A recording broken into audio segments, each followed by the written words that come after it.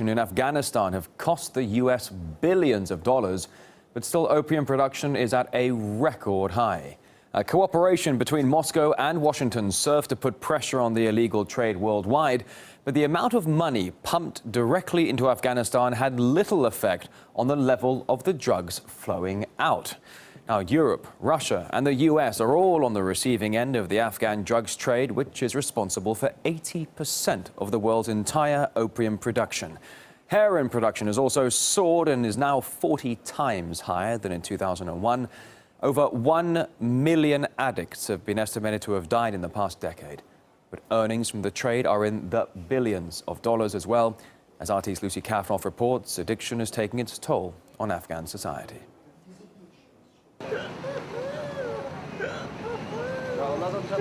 Ravaged by drugs, with no help in sight.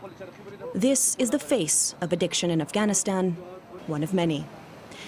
Beneath a bridge in the center of Kabul, a foul-smelling sewer masquerades as a river. And on its banks, among the refuse,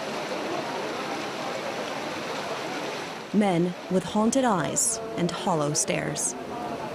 Every day there are more. They huddle in the shadows, but there's no need to hide. The police don't bother coming here. The supply is cheap. There's heroin, opium too, and the tools to consume them. Last year, Afghanistan recorded its largest opium harvest ever. And the scene behind me tells a story of just how devastating that's been for the people here. The men that have gathered here are part of a growing addiction epidemic.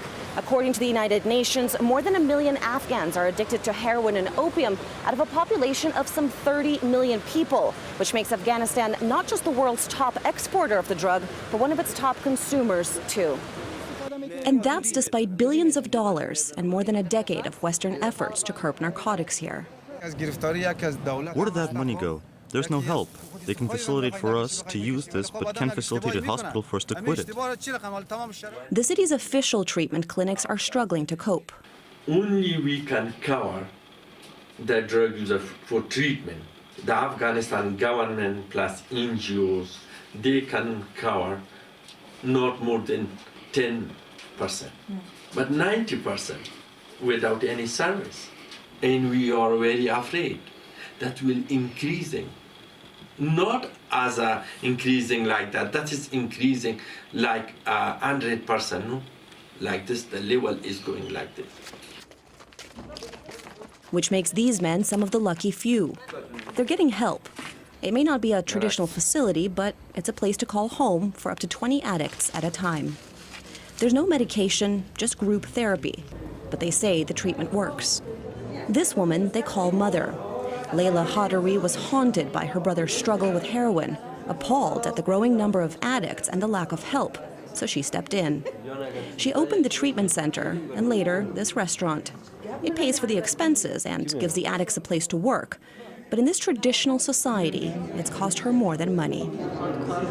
My husband didn't approve of this and left me. I haven't been able to see my children since then. I've been threatened and even beaten here, but missing my children has been hardest. For now, this is family. Back